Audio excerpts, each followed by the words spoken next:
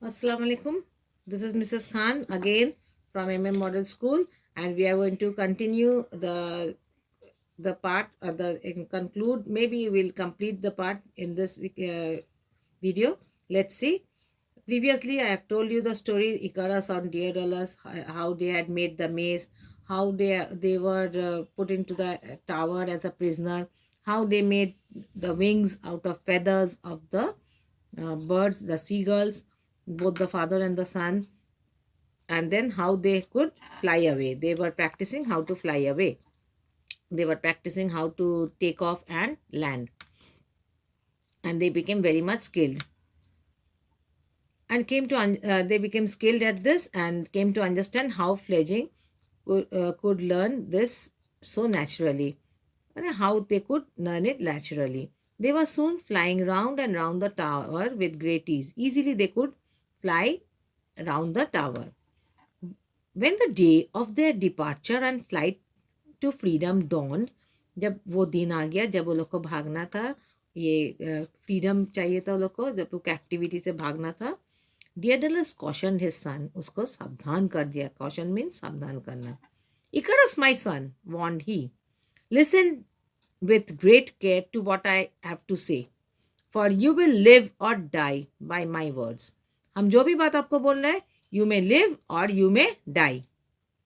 You have the wings of a bird. तुम्हारे पास किसका wings है? Wings of a bird. But they are not given by God. ये wings तुम्हारा God नहीं बनाया है. They are made. They were made by you and me. हम लोग दोनों मिल के बनाए wings. And we are but mortal. हम लोग mortal हैं. हम लोग एक दिन ना एक दिन मरना ही है. We are not immortal. Flies not too low. बहुत ज़्यादा नीचे फ्लाई मत करोगे. क्यों? इसलिए कि उसका मिस्ट ऑफ द सी से जो मिस्ट ऊपर चढ़ता है, दे विल एनवेलप यू. क्यों? इसलिए कि मिस्ट अगर पानी की तरह जो मिस्ट होता है वो अगर लगेगा विंग्स में, विंग्स किससे जोड़ा गया था? आई मीन ग्लू से और वैक्स से. तो वैक्स क्या होगा? वैक्स गल जाएगा. वैक्स क्या होने लगेगा? गल जाएगा. They will clog the wings. Wax जब गलने लगेगा तो विंग्स और उड़ेगा नहीं, इसलिए कि वो क्लॉग हो जाएगा, अटक जाएगा. And you may lose your way. और तुम उड़ नहीं पाओगे. Fly not too high either. ज़्यादा ऊंचा भी नहीं उड़ना है. We have used wax to bind the feathers. क्या लगाया है? वैक्स लगाया है to bind the feathers of our wings. The wax will start melting because of the heat of the sun. तो ना ज़्यादा ऊपर उड़ सकते हो, ना ज़्यादा नीचे उड़ सकते हो.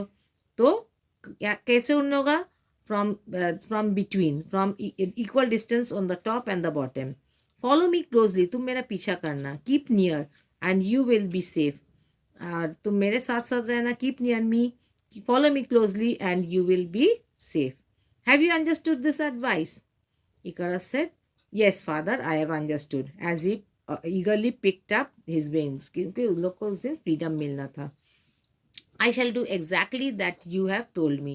Whatever you have told me, whatever you expect of me, I will do the same. Daedalus assisted the boy in fastening in wings.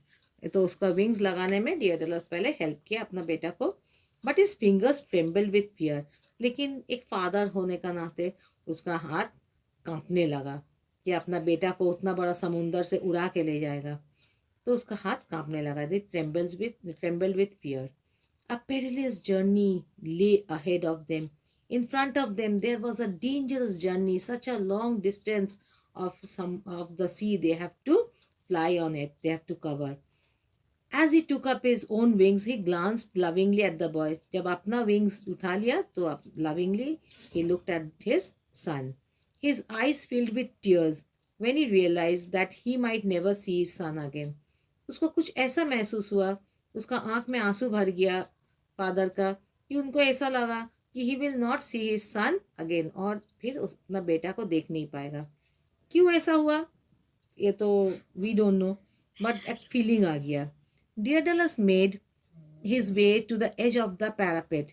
तो एज एकदम किनारा में पैरापेट और आगे आगे बढ़ने लगा. Ahead of the sun.